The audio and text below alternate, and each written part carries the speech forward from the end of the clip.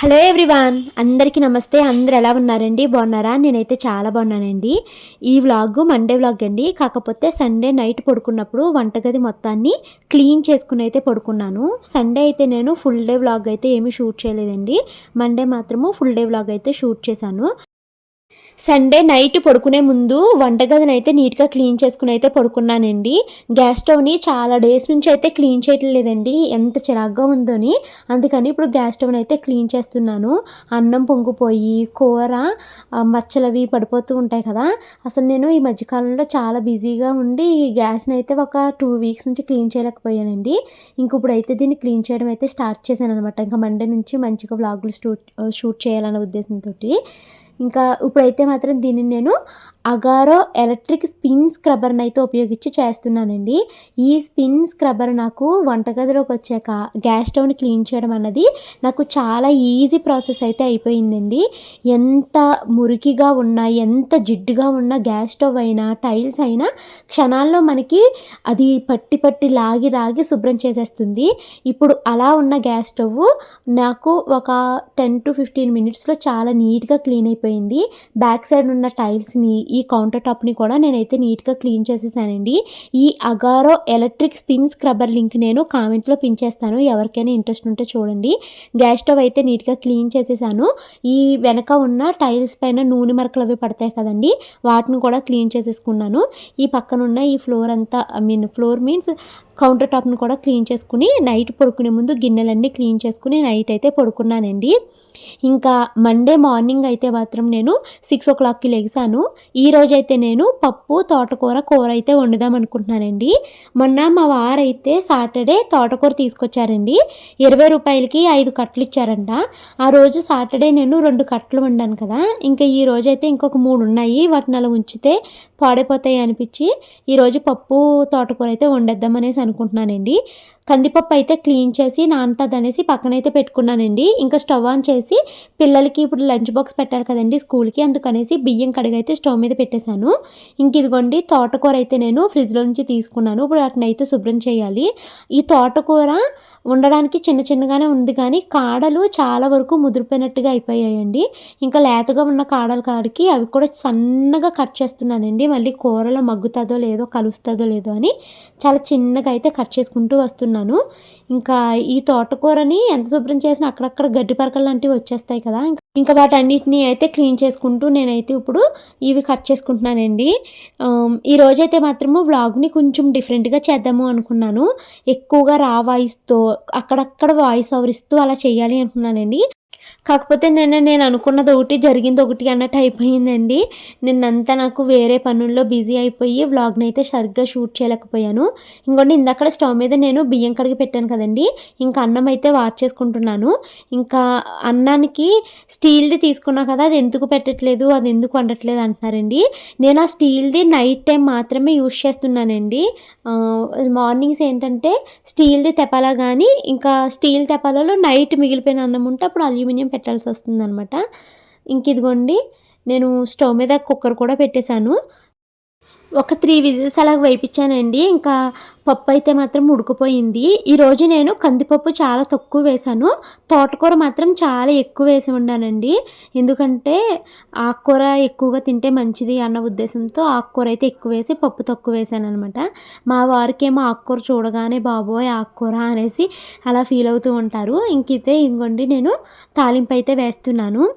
ఈరోజు ఈ పప్పు అయితే మాత్రము చాలా బాగా వచ్చిందండి. పప్పు తక్కువ ఉంది, ఆకుకూర ఎక్కువ ఉంది, బాగుంటుందో బాగోదు అనుకున్నాను కానీ పప్పు అయితే మాత్రము చాలా టేస్టీగా వచ్చింది. పప్పు తాలింపు వేసేసిన తర్వాత పిల్లలకి లంచ్ బాక్సుల్లోకి పెట్టేశాను, కాసేపు చల్లారుతుంది అని. తర్వాత పిల్లలకి జల్లు అయితే వేసేసి ఇంకా షాను మను ఇద్దరికి లంచ్ బాక్స్ అయితే పెట్టేశానండి. ఫస్ట్ షాను అయితే స్కూల్కి వెళ్ళిపోయింది. దానికి ఎందుకంటే 8:15 కల్లా స్కూలు, మనుకేమో 8:30 ఆ టైంకి. ఇంకా షాను వెళ్ళిపోయిన తర్వాత మనునైతే మా హస్బెండ్ స్కూల్కి తీసుకెళ్తున్నారు. ఎందుకంటే మను అన్నీ తినడం లేట్గా చేస్తుంది కదండి, అందుకనేసి ఒక 10 to 15 మినిట్స్ తర్వాత పంపిస్తాను. బయట చూసారా ఎంత చెత్త వేసారు అని. పిల్లలిద్దరిని స్కూల్ పంపించేసి మేమైతే టిఫిన్లు చేస్తామండి. ఇప్పుడు టైం అయితే 9 o'clock అవుతుంది. కూరగాయలు తెచ్చుకోవడం కోసం అయితే మోండా మార్కెట్ సంతకైతే వెళ్తున్నామండి. ఈ రోజు అయితే నేను మైక్ పెట్టుకుని మాట్లాడుతున్నాను, ఎందుకంటే కొన్నాను కదా, దీన్ని వాడుకుంటేనే బెస్ట్, ఎందుకు అలా మూల పెట్టడం అనేసి అయితే యూజ్ చేస్తున్నానండి. వాయిస్ ఎలా ఉంది ఏంటన్నా చెప్పండి. అండ్ సంతలో కూడా రా వాయిస్ ఉంచుదాము అన్నట్టుగా ఇప్పుడు అయితే మైక్ పెట్టుకుని అయితే వెళ్తున్నాను. బైక్ మీద అయితే వెళ్తున్నామండి, నా స్కూటీ వేసుకుని అయితే వెళ్తాము సంతకు వెళ్ళినప్పుడు. స్కూటీ అయితే పెట్టుకోవడానికి ఉంటుంది కదా, అందుకు ఇప్పుడు మైక్ వాడుతున్నాను కదా, వాయిస్ ఎలా వస్తుందో చెక్ చేద్దామని మరి మాట్లాడుతున్నాను అనమాట. ఇప్పుడు బైక్ మీద వెళ్తున్నాము, ఈ సౌండ్ ఈ నాయిస్ అంతా రికార్డ్ అవుతుందో లేదో చూద్దామని. అదే సౌండ్ బాగా ఆపుతుంది, మరి వాయిస్ ఎందుకో తక్కువ వస్తుంది. ఇంకా నేను మా వారు పిల్లల్ని పంపించేసిన తర్వాత ఇలాగ బయటికి ఎక్కడికైనా వెళ్ళాల్సింది ఉంటే ఈ టైంలో అయితే చూసుకుంటామండి. మ్యాక్సిమం సంతకి పిల్లలు స్కూల్కి వెళ్ళగానే వెళ్తాం. చాలా మంది మధ్యలో అసలు సంత వీడియోలు పెట్టట్లేదు భవాని అని అడుగుతున్నారు కదండి. ఇంకోండి ఈ రోజు అయితే సంత వీడియోలు అయితే పెడుతున్నాను. తెగలేకపోతున్నాను శ్రీవారు, స్నానం చేసి అన్నీ చేయాలంటే సమ్మర్లో చేయాలంటాయండి. ఓకేనా?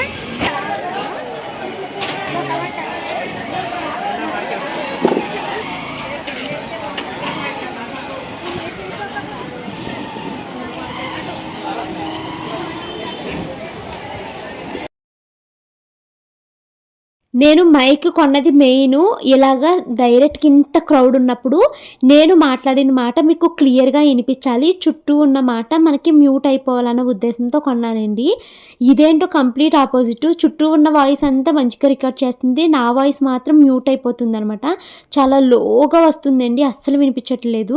ఇక్కడ నేను కూరగాయల రేట్లు అన్నీ మీకు వినిపిద్దాము డైరెక్ట్గా అన్నట్టుగానే తీసుకొచ్చాను మైక్, కానీ అసలు సరిగ్గా పనిచేయలేదు అనమాట.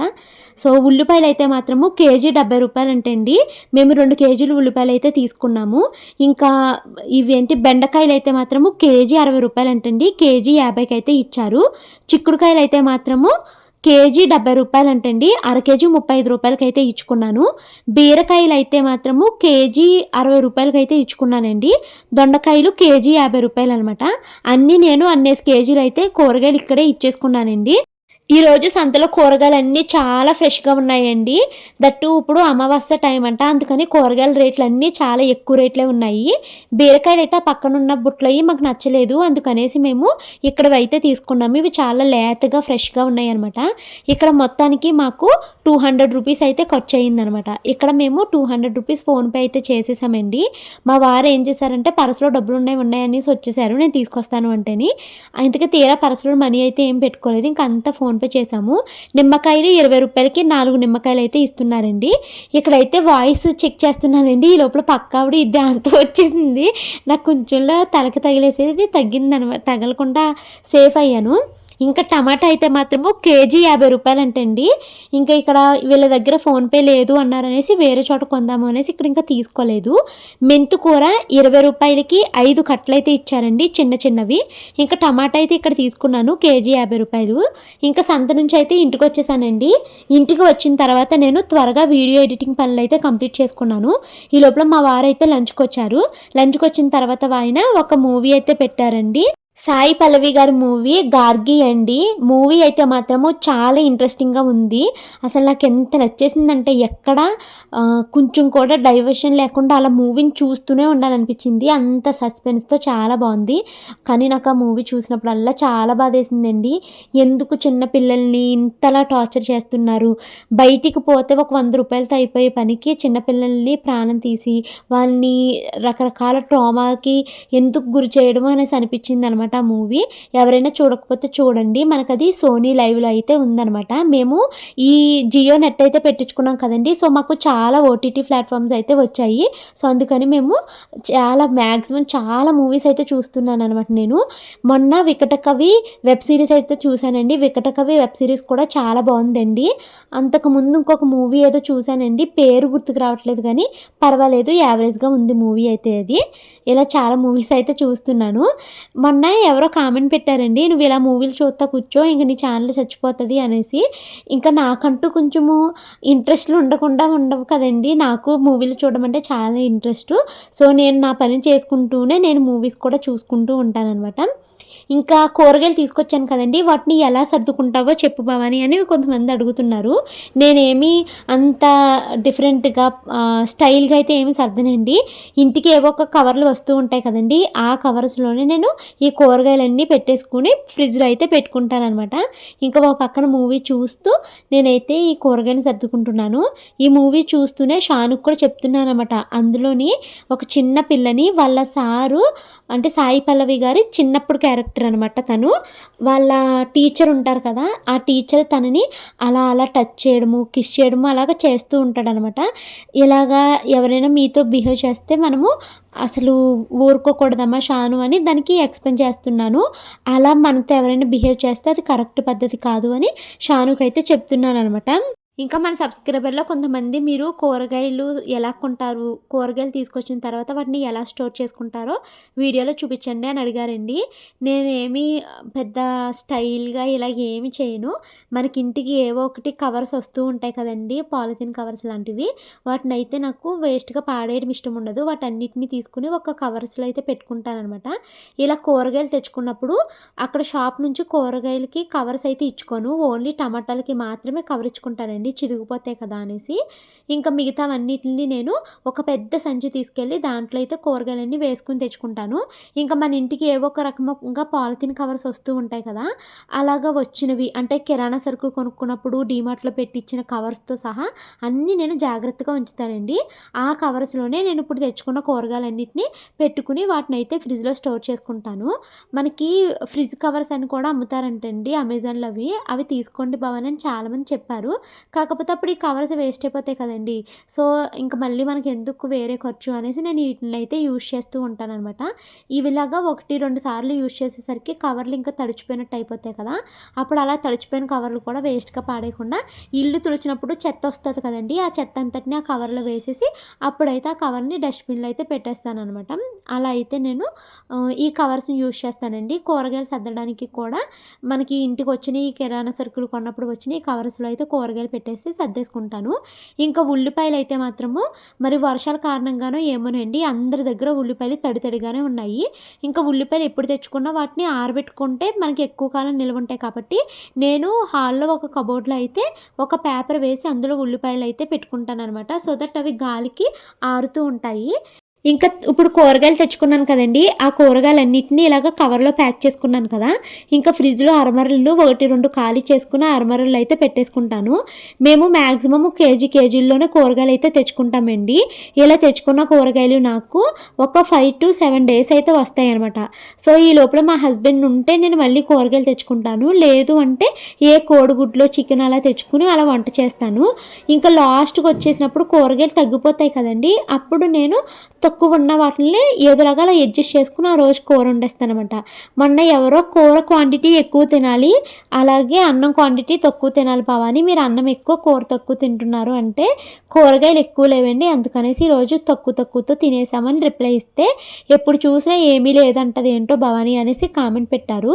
లేకపోతే లేదు అనే చెప్తానండి, ఉంటే నేను ఉంది అనే చెప్తాను. ఆ రోజు కూరగాయలు ఎక్కువ లేవు, తక్కువ చిక్కుడుగాయలు ఉంటే దాన్ని టమాటా కోడిగుడ్డు వేసి కూర కింద వండాను అనమాట. ఆ రోజు అందుకే తక్కువ క్వాంటిటీలో కూర అయితే తిన్నాము. ఇప్పుడు కూరగాయలు ఉన్నప్పుడు అయితే నేను పప్పు వండి ఇంకోటి ఏదో ఒక కూరగాయ అయితే వండుతాను అనమాట.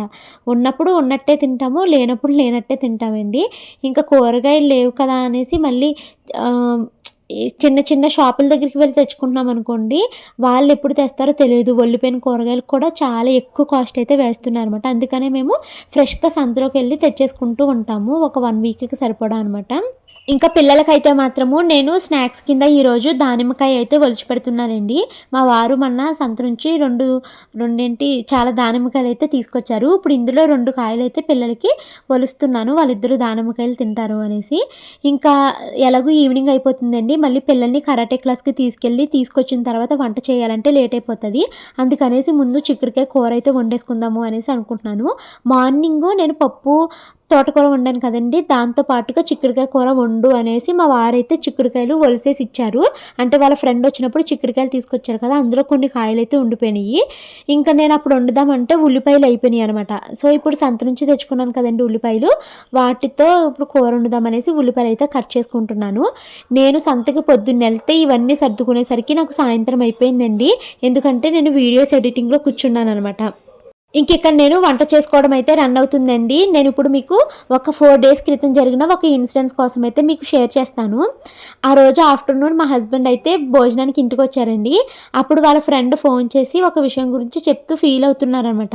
సో ఫోన్ అంతా మాట్లాడడం అయిపోయిన తర్వాత ఏమైంది అని అడిగితే అప్పుడు మా హస్బెండ్ అయితే చెప్పారండి, నేను మీకు చాలా వ్లాగ్స్లో చెప్తూ వస్తున్నాను, మోసాలు చాలా ఈజీగా చేస్తున్నారు, అసలు ఇలా కూడా మోసపోవచ్చా అన్నది మనకి తెలియకుండానే మనం మోసపోతున్నాము, చాలా జాగ్రత్తగా ఉండండి అని మీకు చెప్తూ వస్తున్నాను కదా.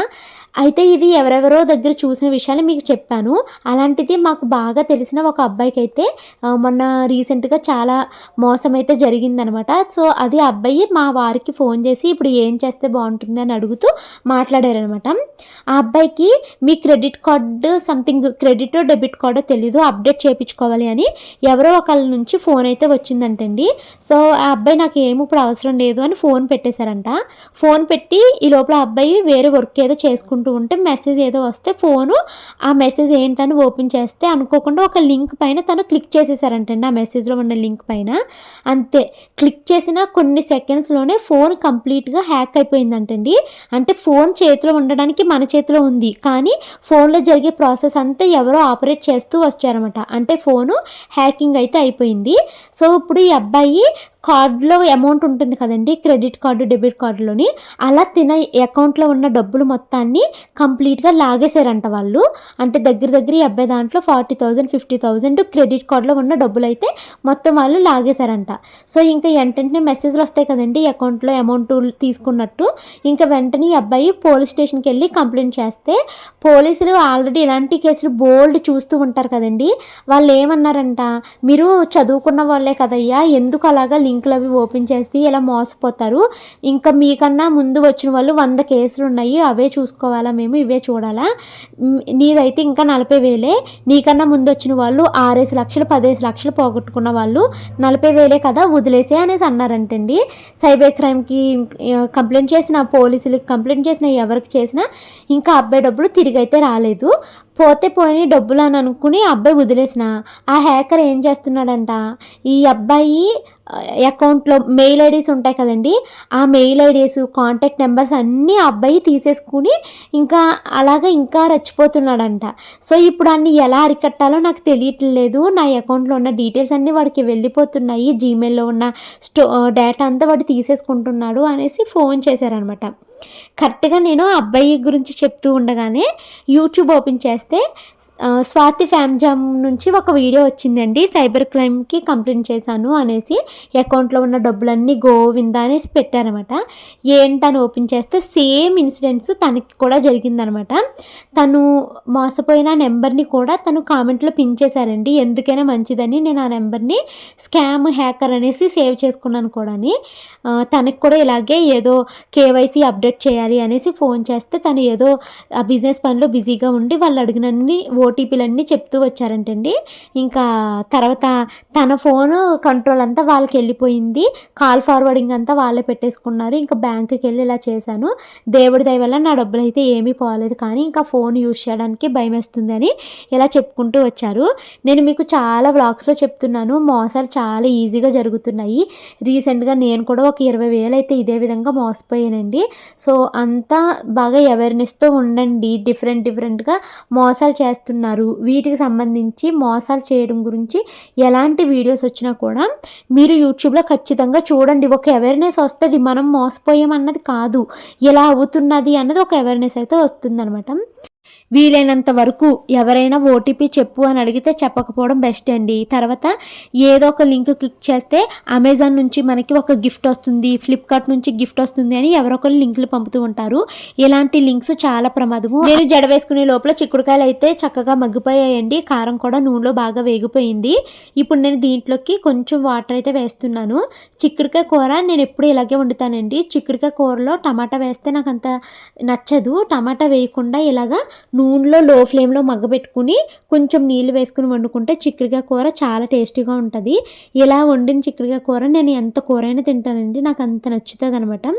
ఇంకా నేను స్టవ్ ఆఫ్ చేసేసి పిల్లని తీసుకుని కరాటే దగ్గరికి వెళ్ళి మళ్ళీ వచ్చానండి. వచ్చిన తర్వాత స్టవ్ మీద మళ్ళీ ఇంకోసారి వేడి చేస్తున్నాను. రైస్ కూడా కడిగి పెట్టాను. రైస్ కూడా రెడీ అయిపోతుంది అనమాట. ఇంకా మార్నింగ్ చేసిన పప్పు ఉంది కదండి, అది మిగిలిపోయింది. ఇప్పుడు చేసిన చిక్కుడుకాయ కూర వేసుకుని మేము అన్నం అయితే తినేసాము. ఈరోజు పిల్లలకైతే నేను ఆల్బండజోల్ అయితే వేశానండి. అంటే పిల్లలకి నుసుపురుగులు ఉంటాయి కదండి కడుపులో. సో ఎవ్రీ 6 మంత్స్కి ఒకసారి చిన్న పిల్లలకి ఇలా మనము నుసుపురుగుల మందు అయితే వేయాలన్నమాట. ఇది ఆల్బండజోలు చాలా తక్కువ కాస్ట్లో మనకి అవైలబుల్ అవుతుందండి. డాక్టర్ సజెస్ట్ చేస్తేనే మీరు తీసుకుని వేయండి. ఎవ్రీ 6 మంత్స్కి ఒకసారి. కొంతమంది అయితే సరిగ్గా ఎదగరు కదండి, మనువుకైతే 3 మంత్స్కి ఒకసారి వేయమంటారనమాట. ఈ మధ్యకాలంలో 6 మంత్స్కి ఒకసారి వేయండి సరిపోతుంది. వెయిట్ కొంచెం బాగానే పెరుగుతుంది, పర్వాలేదు అనేసి అన్నారు. ఇంకా పిల్లలకి ఆల్బండజోలు వేసేసి నేనైతే ఇంకా పిల్లల చేత అబాకస్ హోంవర్క్స్ ప్రాక్టీస్ చేపిస్తున్నాను. తర్వాత మనుకేమో ఎగ్జామ్ స్టార్ట్ అయ్యాయండి నిన్నటి నుంచి. నిన్న ఈవీఎస్ అయ్యింది. ఈ రోజైతే మనుకి ఇంగ్లీష్ ఎగ్జామ్ అయితే ఉందనమాట రేపు. సో ఇంగ్లీష్ ఎగ్జామ్కి ప్రాక్టీస్ అయితే చేయించాను అనమాట. తర్వాత ఇంకా నేను మా అన్నయ్య మాధురి గారు వీళ్ళు ఫోన్ చేస్తే వాళ్ళతో అయితే కాసేపు మాట్లాడాను. సో ఇంకా ఈ వ్లాగ్ అయితే ఇక్కడైతే ఎండ్ చేస్తున్నానండి. ఈ వీడియో నచ్చితే మీరు లైక్ చేసి కామెంట్ చేయండి. తర్వాత రేపు వ్లాగ్లో నేను హౌసెస్ కోసం వెతుకుతున్నాం కదండి. సో ఇలా ఇల్లులు వెతికే క్రమంలో మేము తెలుసుకున్న కొన్ని విషయాలు అయితే మీతో అయితే షేర్ చేసుకుంటాను. Bye bye.